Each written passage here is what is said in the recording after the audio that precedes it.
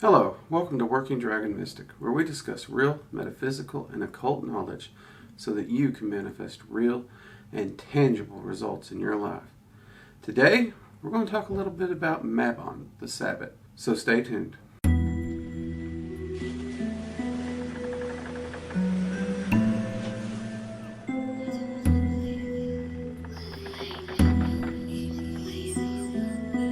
Alright, so today we're going to continue our series on the different Sabbaths or holidays in which one may choose to practice or celebrate, or how they can utilize those energy patterns in their particular practice.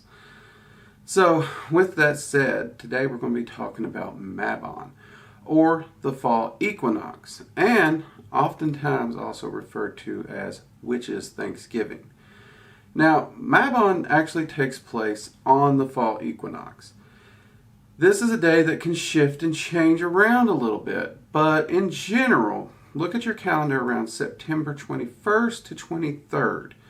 Somewhere in there is about where you're going to find the Fall Equinox falling. Now, if for some reason it's not marked on your calendar, you can do a quick Google check and you'll easily find it. Now, like all equinoxes, the primary focus with Mabon is balance. The balance of energies all around, true, but more specifically the balance of light and dark. Because that's exactly what an equinox is. It's halfway between the two solstices. And because of that, day and night are perfectly equal at this point. So this is a great time for us dragon magic practitioners because, again, this is one of those days where we're dealing with the energetic balances of things. That's why the equinoxes and the solstices really are great energetic times for dragon magic practitioners to work, should they wish to harness them. And we may actually do separate videos specifically focused on dragon magic's view of these events as well. Now, like many things in history, this is based around the seasons and the changing of the seasons and the crops. So Mabon, or the Fall Equinox, is also known as the second harvest. And this is the second major harvest in the growing season. So because of that, during Mabon is a great time to make corn dollies and talismans of good fortune that revolve around these harvests. Now, a lot of people have heard about poppet magic. Some of the first poppets were actually very similar to corn dollies or made in similar ways. And corn dollies are a great way to make poppets and utilize them in poppet magic. They are also great representations for healing and other things. They in them of themselves can be used as talismans. But talismans for good fortune in, again, the coming winter, because we are still building up to that darker winter time when things get harsher, things are more scarce. I also like to use this personally as a good reminder of a prepping period for the winter. I actually try to look at and stockpile a reading list for me during the winter when I can't get out and do activities that I would normally do outside as often. Now myself, generally, the cold don't bother me all that much, so I can still get out and grill and do things that I would normally do by myself outside. However, a lot of the activities I enjoy outside is with my wife. She's not a fan of the cold, so that does limit that. So I do look at activities and things that we can do indoors and try to plan accordingly for that. And Mabon is a fantastic way to remember that, and it also does help me balance it out because, again, now I'm focusing in other areas that I don't focus in the warmer half of the year when I'm trying to get outside. Now, the equinox, or the week leading up to the equinox, is really, in my opinion, a great time to work on shadow work. Because the night is growing longer and longer every night. So you've got the increasing power of the night coming in.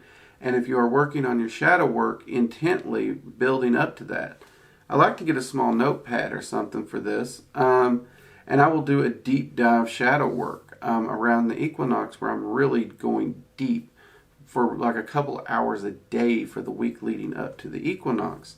And I will actually conclude the shadow work with a ritual of healing, release, and burning the notebook in which all those memories, emotions, and stuff has been poured into. You don't want to keep that around.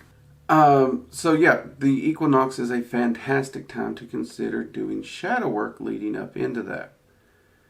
And it is also a great time to put a little focus on self-care. Again, this is one of those times where we're going to be coming inward. We're going to be looking inward. We're going to be trying to balance everything out. We got a lot to do in the world out there. We got work, we got responsibilities, we got chores. There's all these things that are outward that we have to do. And we remember to do them because we have to do them. And they're important. We should do them. But part of that balance is self-care. This is a great time to remind yourself of self-care because, again, we're preparing for that darker half of the year. Cabin fever is a thing, people. And winter is a time when a lot of people do get a little down in the dumps. Some don't, some do. For all of us, a little bit of consideration in our self-care or our care routine is a great way to look at Mabon because it's preparing us for that ability to de-stress, relax, and enjoy our self-care as we get through the winter. It is amazing how well that can really pick a person up. I've said it many a times. There's something very, very relaxing and enjoyable about just a good blade shave. Many of the guys I know claim the same thing. Many of them use an electric razor for convenience, but when they're really feeling kind of down and kind of lethargic or just stressed, they'll bust out a good blade razor and give themselves a shave, and they feel fantastic. It's just, there's something about that deep, clean, deep self-care that really can lift you up. So do consider your self-care during this time of year. Now, of course, when it comes to the spiritual intentions and magical workings around Mabon, we've touched on these a little bit because we did actually say shadow work, and you should. And by all means, check out our video on beginner shadow work. If you've never done shadow work and you don't have your own personal system of shadow work, it's a great way to get yourself started at it, and it's perfect for this because it does use a journaling method that is perfect for that week or even month leading up to Mabon if you want. Now, it is known as the Witch's Thanksgiving, so it is a great time to take a moment, step back, and consider and remember what you're thankful for, what you do have. This, for me, is a very important aspect of Mabon. I find way too many people out there get hyper-focused on what they want and don't have, everything that's gone wrong, and they forget that there's a lot of beautiful and wonderful things in their life that they can genuinely enjoy. I mean, I've been in some pretty dark places in my life. And I've been in places so dark where the best I could come up with that I had going for me on that day was a 25-cent crappy cup of coffee. But I had that cup of coffee. And perhaps that's one of the reasons I do enjoy my coffee so much. It is kind of a light in the darkness for me. For some people it's tea. For some people it might be a soda, their favorite soda. We all have our little thing that lifts us up. I actually know a guy, his favorite, when he's down in the dumps, when he's just absolutely depressed, all he wants is a fried egg. That's it. That's his little slice of heaven right there. And I get that. I do. But a lot of people live their lives as if they're always constantly in this absolute darkness of despair. But if you sit them down and you talk with them about what they got going for them, they can start listing off a lot of things. And as you talk to them, you can even start pointing out things that perhaps they haven't seen. And by the end of this conversation, you're going to notice that they're a lot less depressed and in a lot better mood. So taking the time to find what it is you're thankful for, not just what you got going for you, but what you're actually genuinely thankful for, is a fantastic use of this particular season, this particular Sabbath, and the energies therein. Also, knowing what you're thankful for is a great way to come to a conclusion when doing shadow work also. Because not only have you gone through all that shadow work, dealt with all those traumas, worked on that healing, And yes, there is definitely a release. You feel a lot better when you get to the end of a shadow work, but it's still, you feel better but still stressed. So having that add-on of being able to talk about what you're truly thankful for is just icing on the cake, and it is magnificent. Also, a great thing that I like to do, and many magicians I know, we focus on home protections. We actually go around, we completely check all our home protections magically and physically, and we make sure everything's in good working order, everything's top-notch, polished, clean, all those good things. Anything that you need to do to maintain your home protection magics, we do it. This is one of the times a year when we make sure everything is reinforced and up to snuff, 100% ready. And of course, balance. Focusing on balance in your life, in your practice, in your magic. Balancing out the energies, doing ritual work to make sure all those energies are balanced is a great thing. And again, for the Dragon Magic practitioner and those who've taken Dragon Magic 101 and 102, you know that Draconic Alchemy deals with how to adjust and balance out these energies to meet the goals you're pursuing. And now's a great time to really dive deep into that Dragon Alchemy. Another thing I personally like to do at the equinox is to review my magical journal and the results that have manifested since the summer solstice. This is a great time to do that overview and go through your notes, make any notations of what did manifest, what didn't manifest, and critique them even a little bit.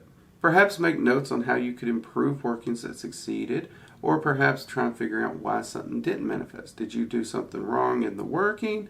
Was you over-focused on it? Did you not release the energies? You know, things like that. And of course, we cannot forget preparation and planning for the next quarter of the year. Now, we touched on this a little bit when we talked about planning for how we're going to handle it. What are we going to do? You know, like I said, I stock up on books and reading materials and stuff. This is also a perfect time to plan your magical workings and your magical intentions and goals for the next quarter from this point leading up to the solstice. This allows you to course correct and continue to add energy and magic to the areas that still need work and refocus energies to other areas where you've already manifested the results you're wanting. This kind of active planning really does change the manifestation results in a very, very positive way to your advantage. And magically speaking, it is a great time to do work for abundance and transitions, because that's exactly what's happening here with these energies. The harvest itself is a yielding of abundance, so it is a great time for abundance magic. The abundance energy is definitely in the air. And this can be for health, this can be for prosperity, money, or even abundant harvest as we continue through the different harvests of the year, or all the above. And transition, well, shadow work is transition. There's changes happening. Things are changing. Things are always moving. Nothing can ever stay the same. This is a hard thing for a lot of people to grasp. They don't like change. They don't want it to change. And they will try to fight change. But this is a great time to A, plan for those changes and transitions, and B, if you don't like change, it's a great time to spend time in ritual meditation and try to understand its importance and to find a way to be comfortable with change. And of course, you can always enjoy a wonderful dinner and or feast with friends and family on this holiday because it is a harvest. And in those cases, I do highly recommend you utilize foods that are quite popular during this harvest season. Those being pumpkins, breads, apples, corn, zucchini, squash, root veggies. Personally, I love to make baked apples, and I love to enjoy apple cider. And we are again having some noise issues. I apologize.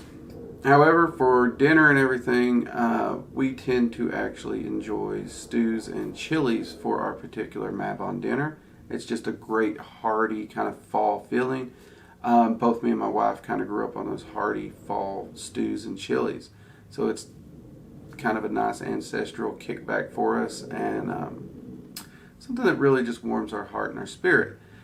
Now we do definitely make sure to make use of apple cider with the dinner, or after dinner, depending on how we're going to try and pair it. And the wife usually does like some kind of dessert, which, like I said, apple cobbler or fried apples of some kind she usually absolutely loves.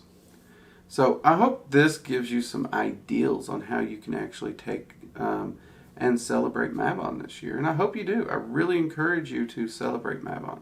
Fix yourself a nice dinner. Enjoy the harvest festivals. Enjoy the season. And definitely make use of the energy patterns of the equinox in your practice. You'll see amazing results if you do.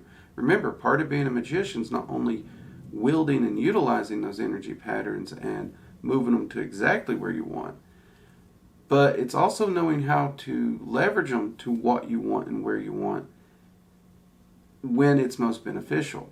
Yes, you can move that energy anywhere you want it, anytime you want it. That is true. But if you're doing your rituals at a time like the equinox, then it's much easier to move them into those areas when your rituals are aligned with it. And there's nothing wrong with saving yourself a little back-breaking labor if you can achieve the same goal a little easier. Alright, hope you enjoyed this, and definitely celebrate Mabon. I know I'll be celebrating this year. If you've enjoyed this, be sure to hit the subscribe button and turn on your notifications so you're notified anytime we release a new video and or go live. We live stream Friday and Sundays at 7 p.m. Eastern Standard Time. We'd love to have you join us there. And if you are interested in more dragon magic information and detailed courses, you can go to workingdragonmystic.com. We do have online video classes there where you can work at your own pace, and it really is a beginner to advanced class. It's a great way to get started. And until next time, everyone, I'm Drake, and this has been Working Dragon Mystic. Take care. Bye-bye.